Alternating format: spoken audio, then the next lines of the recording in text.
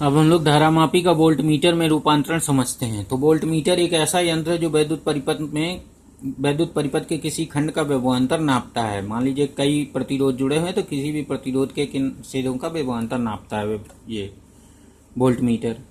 अब एक आदर्श volt meter का वैद्युत प्रतिरोध अनंत होता है, याद रखना है। जैसे उसमें तुमने देखा कि एक आदर्श अमीटर का जो वैद्युत प्रतिरोध है वो शून्य होता है, इसमें आदर्श वोल्ट मीटर का वैद्युत प्रतिरोध अनंत होता है।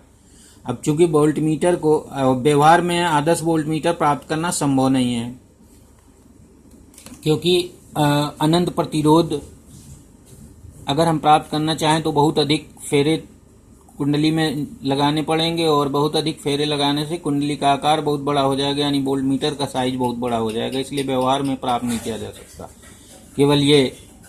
अब यहाँ पर और आगे समझिए, धारामापी को वोल्ट मीटर में बदलने के लिए इसकी कुंडली के श्रेणी क्रम में उच्च प्रतिरोध जोड़ लेते हैं। तो बस ये मेन पॉइंट है इसमें, जब भी धारामापी को वोल्ट मीटर में बदलना होता है तो इसकी कुंडली के श्रेणी क्रम में एक उच्च प्रतिरोध जोड़ लेते हैं, जिससे रूपांतरित वोल्ट मीटर में धारा बहुत कम प्रवाहित होती है, अतः परिपथ खंड का सही विभवांतर ज्ञात हो जाता है। तो जब प्रतिरोध और बढ़ा लेंगे उस पे, क्योंकि अनंत करना है हमें, तो ऑलरेडी कुछ प्रतिरोध होगा, अब उसके श्रेणी क्रम में और जोड़ेंगे तो उसका प्रतिरोध और बढ़ जाएगा, तो उसमें धारा कम से कम जाएगी। इस प्रकार जिस सिरे का हम लोग जिस खंड का विभवांतर नाप रहे हैं उसमें जब पूरी धारा जाएगी तब वह विभवांतर सही होगा।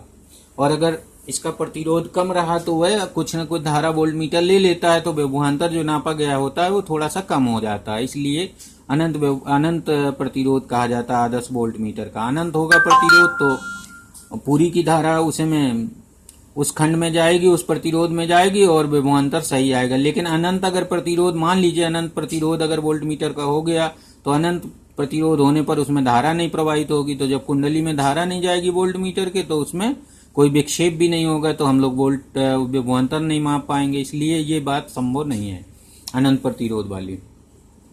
अब यहाँ पर ये देखिए, तो अभी हम लोगों ने देखा कि जब कभी भी हम लोग गैल्वेनोमीटर को वोल्ट मीटर बनाना होता है तो हम लोग इसके श्रेणी क्रम में ही, इसकी कुंडली के श्रेणी क्रम में ही प्रतिरोध आर जोड़ लेते हैं। अब मान लेते हैं मुख्य धारा आई है, तो इधर पे जो गैल्वेनोमीटर में प्रवाहित धारा आईजी है, इस आईजी धारा से इसके पूरे पैमाने पर विक्षेप हो जाता है। तो यहाँ पर यदि इसका गैल्वेनोमीटर का प्रतिरोध G हो और इसके श्रेणी क्रम में जोड़ा गया प्रतिरोध R हो, तो इस लाइन का पूरा प्रतिरोध हो जाएगा G+R। तो IG करंट बहने पर इसके सिरों का जो विभवांतर होगा, जो खंड इस परिपथ खंड का जो विभवांतर होगा वो हो जाएगा V बराबर IG ब्रैकेट में G+R, क्योंकि ये रूल लग जाएगा, ओम का नियम लग जाएगा सीधे, V बराबर IR। तो इस खंड का विभवांतर ये आ जाएगा इसके IG इंटू G+R के, तो ये लिख लेंगे यहाँ पर। तो यहाँ पर अगर हम R बराबर निकालना है कि कितना प्रतिरोध हमें श्रेणी क्रम में जरूरत पड़ेगी, तो यहाँ पर R बराबर हो जाएगा, ये IG नीचे आ जाएगा, V/IG माइनस G हो जाएगा। बस इस फार्मूले से हम R की गणना कर लेते हैं। तो जिस वोल्ट का बनाना होता है हमें वोल्ट धारा मीटर को जिस मान के वोल्ट मीटर में बदलना होता है उसको यहाँ लिख लेते हैं, और पहले गैल्वेनोमीटर में कितनी धारा सहन करने की शक्ति थी वो यहाँ लिख ली जाती है, और उसके प्रतिरोध को घटाकर इस प्रकार जो रिक्वायर्ड आर होता है वो निकाल लेते हैं।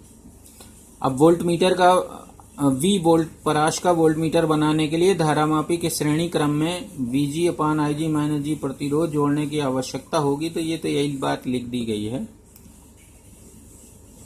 और यहाँ पर ये याद रखना है कि वोल्ट मीटर परिपथ खंड जिसका विभवांतर नापना है उसके समांतर क्रम में जोड़ा जाता है। तो ये तो पहले भी मालूम है कि तो वोल्ट मीटर को जिस खंड का विभवांतर नापना होता है उसके समांतर क्रम में ही जोड़ते हैं। जैसे अमीटर को है वो श्रेणी क्रम में परिपथ में जोड़ा जाता है, लेकिन वोल्ट मीटर समांतर क्रम में जोड़ा जाता है।